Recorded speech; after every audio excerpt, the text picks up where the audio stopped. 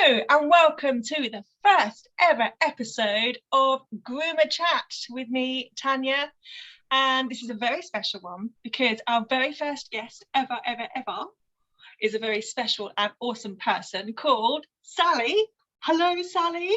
Hello, I'm here. Most important question first, okay? Yeah. First and foremost, very serious. What is your alcoholic beverage of choice this evening? Well, this is my alcoholic beverage of choice, but as it came out of a can, I shall read to you what it is. It's Malibu, pineapple flavoured Malibu. Oh, nice. And I quite like a rum, so it was nice and easy to buy in Waitrose. And I have a different flavour for later, just in case. That's what I like to hear.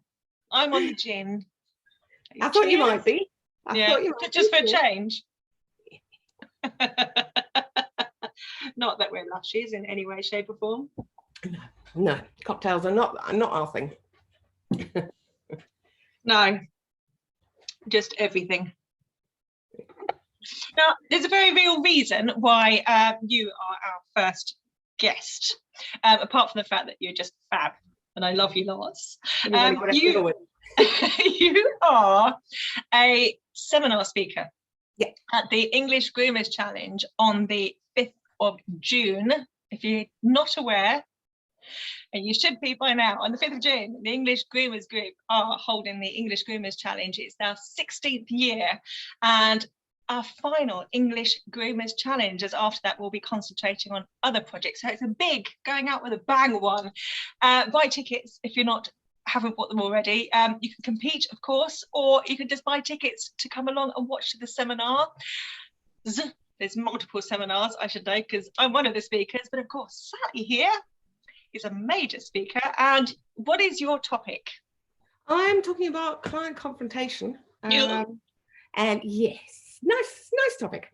I'm actually going to put a bit of a positive aspect to it rather than it being not so positive, which is how we all view it. Is one of the things we all fear most, really, isn't it? Oh, it's difficult. Nobody likes confrontation or criticism. No. So yes, but I'm going to try and put a bit more of a positive spin on it. And because all the seminars are trying to keep them themed to heads and toes. Except mine. Except yours is going to be slightly different, but I know that Sophie is as well, and obviously yes. The Deppers themselves are. So the only way I could really do that was to call it, and it's gone straight out my head. Well, that's the head aspect. That's the head aspect. Well, the foot aspect was foot stompers, but it was, I think it's head bangers and foot stompers, but I don't think it's bangers. So now you're going to have to let me look it up. You came prepared, Sally. I like it. Came prepared. It is all here for me to be able to look at, but it helps. It's just not in here. Just not in here yet. That's because it's on my. There we go. And it's hot heads. Hot heads and foot stompers. And foot stompers. Foot stompers is, why not? And how to deal with those confrontational people. Yeah. Yes.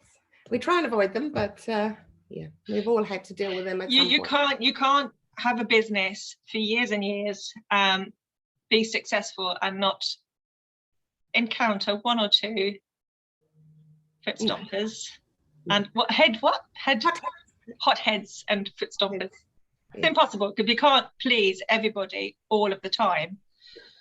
It's absolutely impossible. We are human beings, and then dogs are living animals.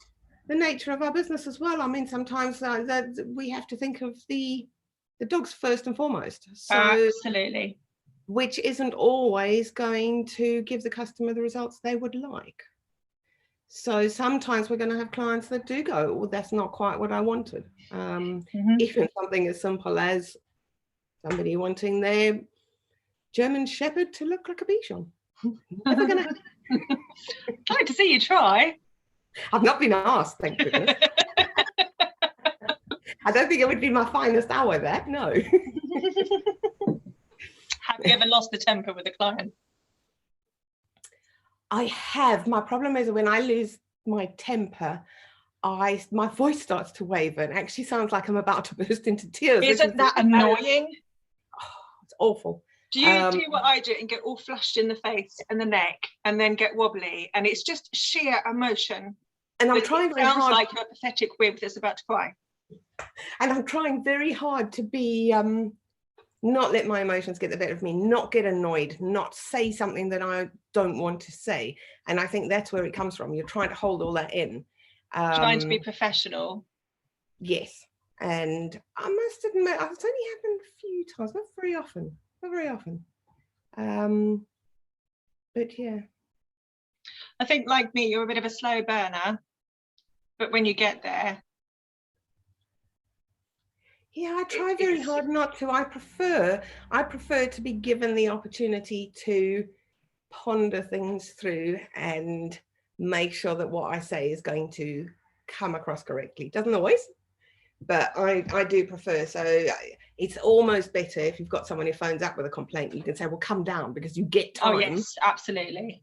To work it through in your head. You get time to get over your emotions, and then you can be it's much easier.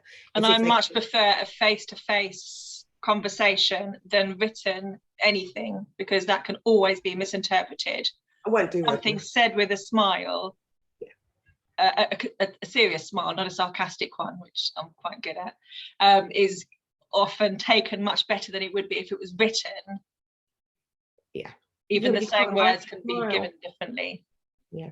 No, you can't. Written you can't. Written is, but then I won't even really do appointments via written. I don't at all, no. It needs to be a phone call or in person.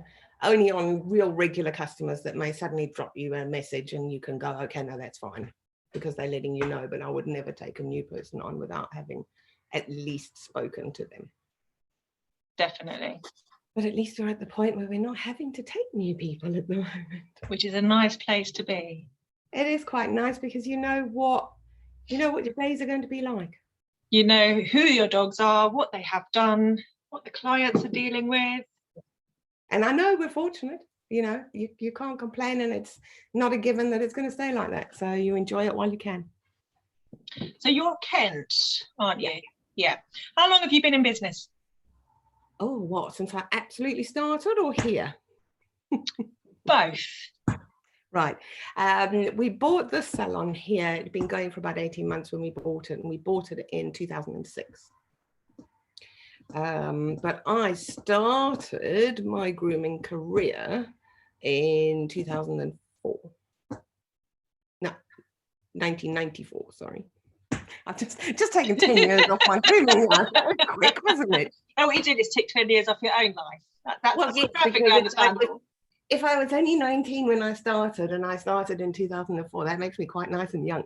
So did you start here in England, or did you start back in South Africa? Back in South Africa.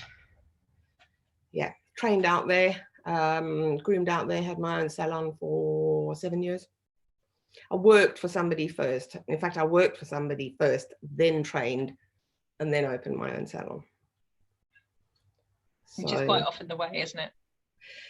Yes, I mean it sort of happened. It was just the way it goes.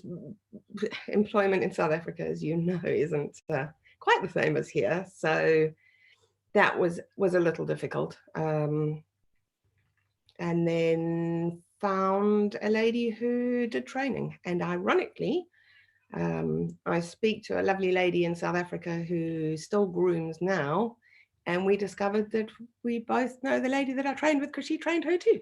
Oh, how funny. It's a small world, isn't it? Facebook, it was just so strange. And she has named, her salon is named the same as our salon. It's just, yeah, very strange. Coinky dinks. Yes. So, yeah. What else can I say about it? So you've pretty much always been a dog groomer then? I started off working in the kennels. So I worked in the breeding and boarding kennels in South Africa. And then when I left there, I went to work in the grooming salon. Because we used to go away with her dogs to do shows and things like that, I also went and stayed with some of her friends, and some of them were groomers. So I used to get in on the grooming one of the ladies had 27 miniature poodles, and I spent a day with her, and it was my introduction to grooming, and I had to dry 15 of these miniature poodles with a stand dryer in the sweltering heat in South Africa outside. It was the most bizarre experience of my life. But well, if you're going to start doing something, do it properly. Yeah, fun. It was a lot of fun. Yeah. So you've never looked back, never wanted to do anything else? No, I briefly worked for Inland Revenue when I was here, and DEFRA. So I worked for State Veterinary Service when I first got here as my full-time job, and then groomed on the side.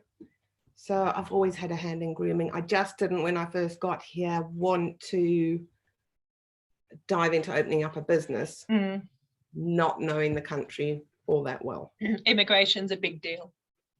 Yeah. As we both know, there's a lot to do, a lot to settle into, mostly just because of cultural differences and things like that. And every country does have their own sense of humour even. Yes. It's a lot to get used to. Yes. I'm lucky. I'm very lucky. I have a husband with a very dry English sense of humour, so I've learned quickly. You've had to. I had to. It was more time, I must say, but yeah. No, it's, I wouldn't, I mean, I go back to South Africa. You go back quite regularly, don't you? Yeah, somewhere between once or twice a year to try and get back to see Dad. So yeah, a lot of travel miles. So what pets have you got? Apart from the birds that I'm looking at, who are in the salon. Talk about them, because you've got zebra finches. Yes. How many have you got now? Oh, we're down to 4. It's very sad. We're down to 4. One of them's not too well, but all 4 of them have extended their life expectancy. So that's a little traumatic every morning when you come in and make sure there's still 4 in there. There's still 4. But yes, I mean, we've had them for years. More years than we should have.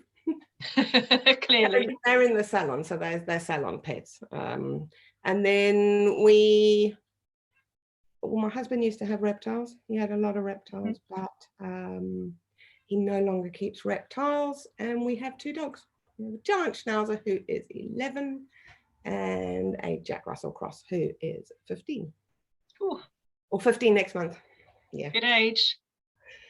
Yes, we lost our 16-and-a-half-year-old last year, so we didn't plan that too well. Having all of them getting to that age at the same time is not good. I've got the same issue. All of mine seem to be, well, they're 9, 10 and 11. Yeah. Like, this is a bit stupid, isn't it? Yeah. What made you want to be a dog groomer? Because you started off with the kennels.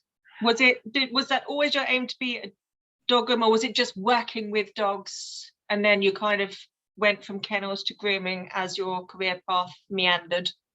I think, as weird as it may sound, as a child, if I could have been a dog, I think I'm which does sound a little strange. No. But I love animals, but it was just dogs. I mean, I was obsessed. In school, you're given these projects to do, and I was repeatedly being told, you can't do dogs again, you've done them already. And I'm going, but I want to do dogs. But there's lots of breeds I can do. Ooh, I'd done dogs, I couldn't do them. So I had to do dolphins, was my next one. And the only reason, as a sort of 9-year-old child, that I picked a dolphin was because the bone structure of a dolphin is similar to the bone structure of a dog. And in my mind, this was a good enough reason. This was a good enough reason. So yes, I've always, I had my godmum we were very close with the family, and she used to do obedience showing. So from a young age, I was, I suppose, exposed to different aspects of dogs. And we always had dogs. Yeah. I want to do an online personality test with you. Oh, glory. All right. Let me bring it up. I'm going to refresh it because I started doing one earlier.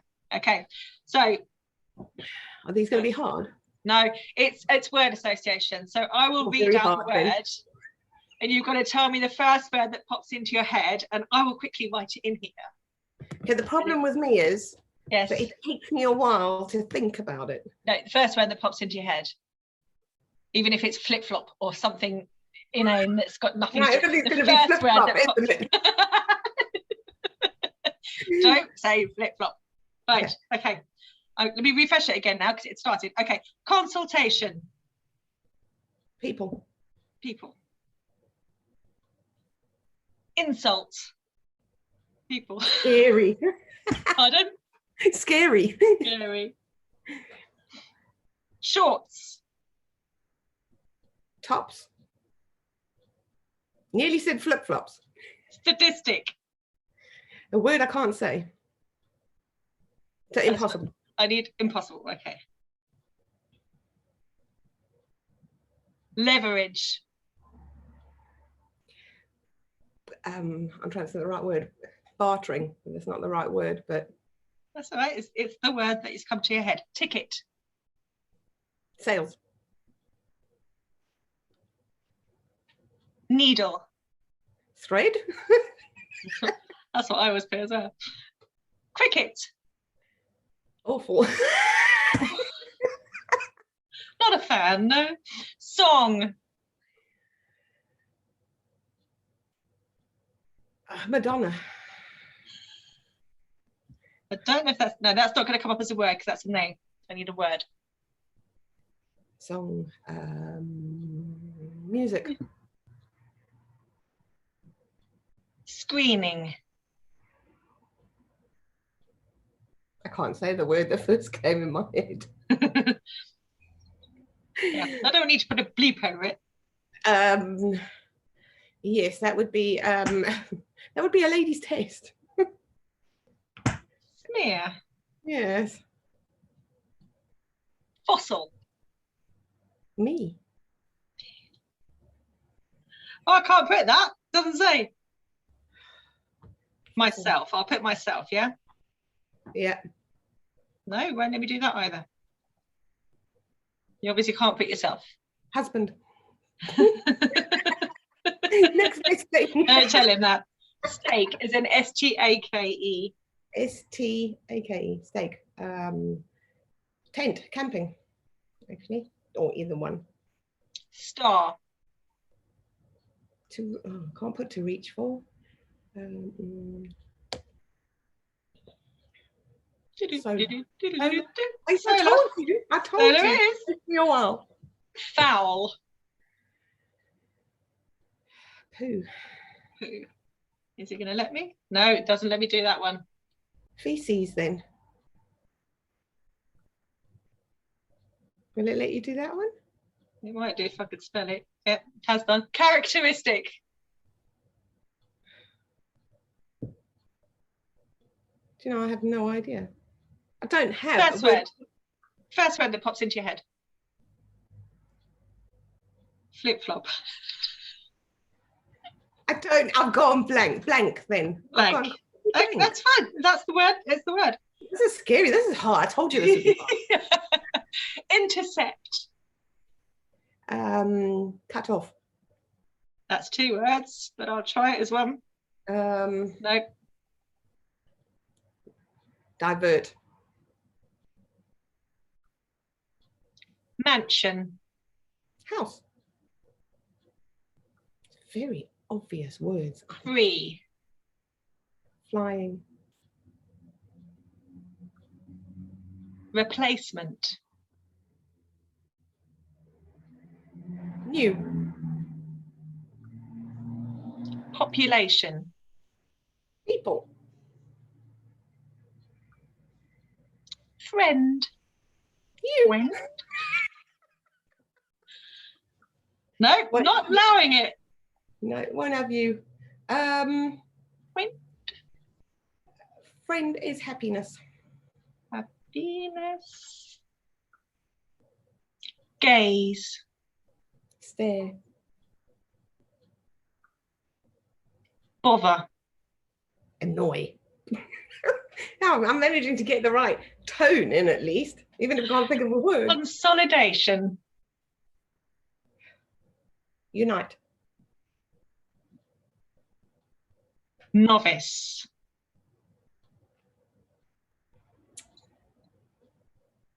Adventure. Squash. Weird words. Well, I was going to put sit on, but that's 2 words. Mhm. Stamp. Handy. Useful.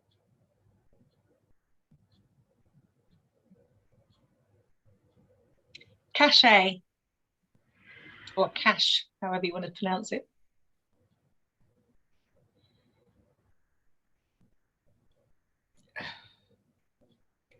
Again, can't think of a word. Do you think I've got okay, I can't think of a word. You got 16 seconds. A bundle. Was that fast enough? See, you told me it wasn't going to be timed. Density. No, I didn't. Density. Populated. Valve. Leaky. Miracle. Puppies. Oh. Grid.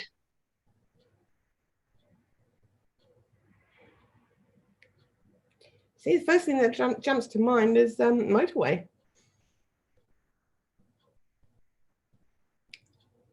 Oh, why wouldn't we have motorway? Can't use motorway. How weird. Oh, no. Maybe Traffic. it's American. Traffic. Then. Peace. Really? Treatment. Oh, it wasn't that. Treatment. Help. Circle. Continuous. Won't allow that though. Verdict. Outcome. Bomber. Evil. Synergy.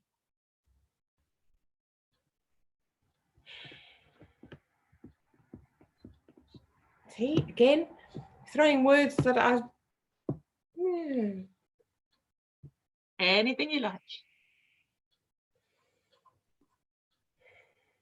dictionary. Toddler. Pardon? Toddler. Freedom. Freedom. For the toddler, not for the. I was going to say. Oh, we're back to cricket. Oh, they didn't like my cricket. Insect. Test is finalised. Right. The results are in. I will screenshot this because then I can share it as well. You are an ESTP type. Oh, that's No nice. idea what that means, which is a promoter stroke athletic. Because they got that wrong, didn't they? The ultimate realist.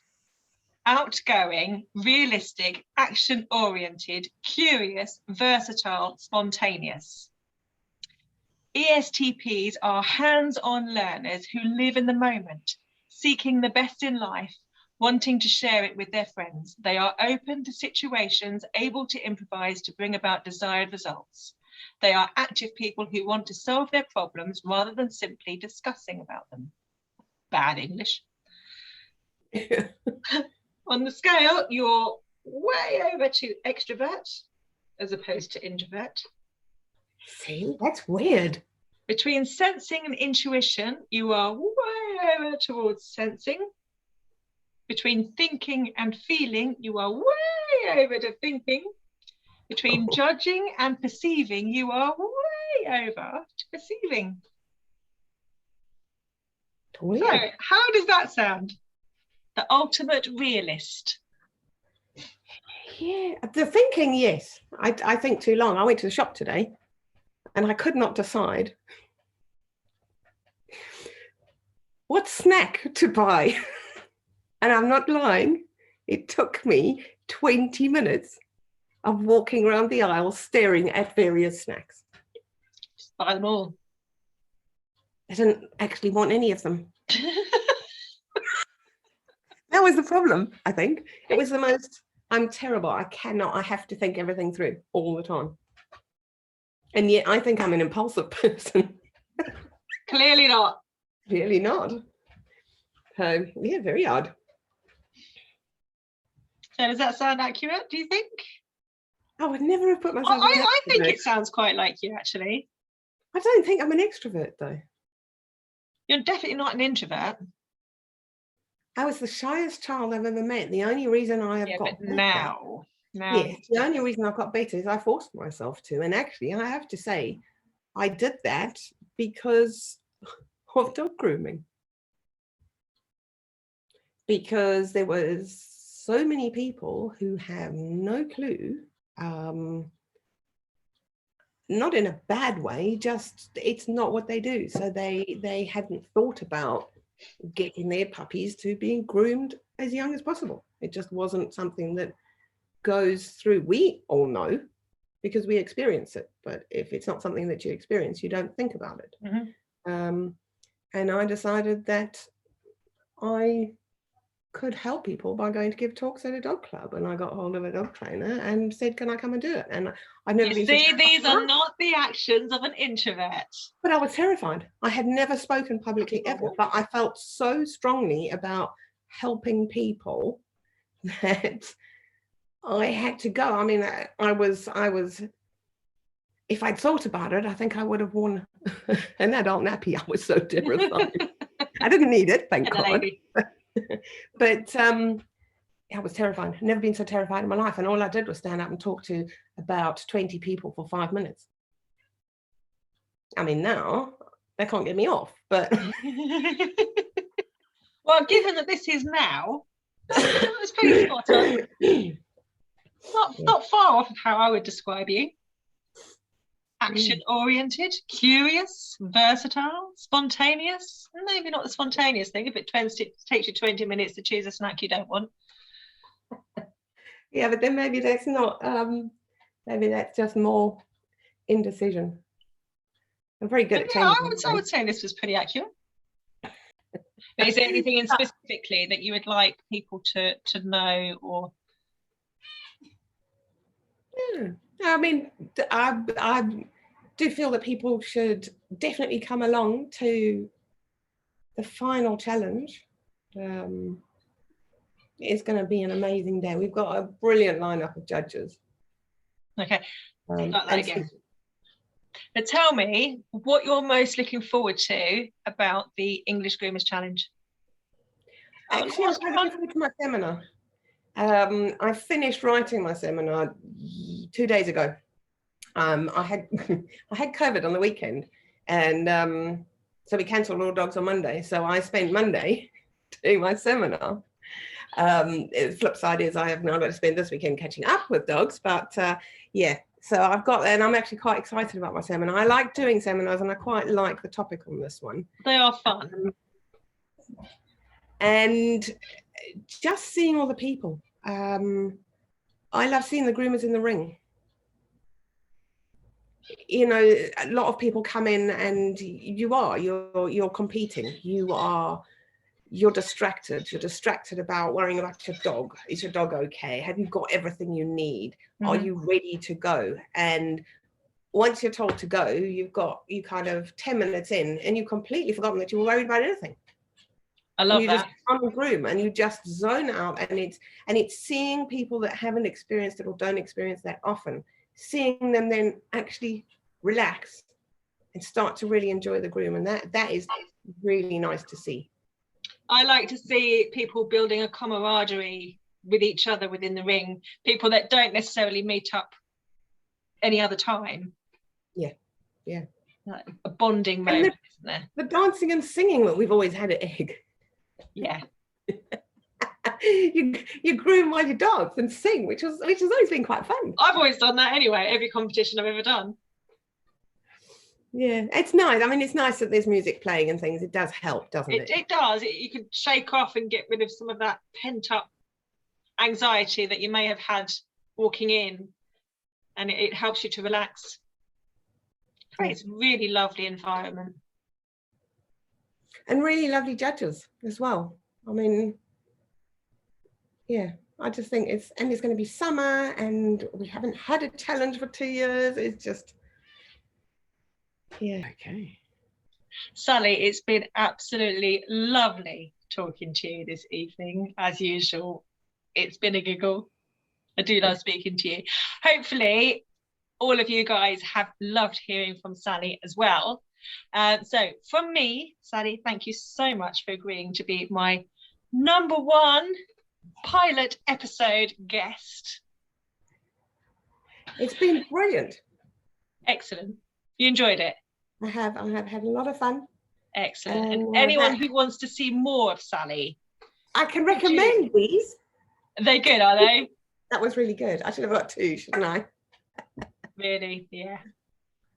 Yeah, my gin's empty. No, they go too fast. Lemon, just got the lemon left. Yes. So yes, anyone who wants to see Sally again, 5th of June at the Kennel Club building in Stoneleigh Park. It's Stoneleigh Park, Kenilworth, Warwickshire area near Coventry. All I know is it's up the M1 from here, so we're good to go. Yes, the seminar with Sally Hart will be there. She is always a giggle, always worth listening to. So be there or be a square. See, word association, we got there. You didn't say circle. No, I'd probably have gone triangle if I was going for an association, just to be awkward. Although that's probably more of a rectangle. Yeah. We're not being fussy. No. No. Love you lots and thank you for joining us. Thank you for inviting me. It's been a pleasure. And to all of you guys, thank you so much for watching. We'll see you on the next one.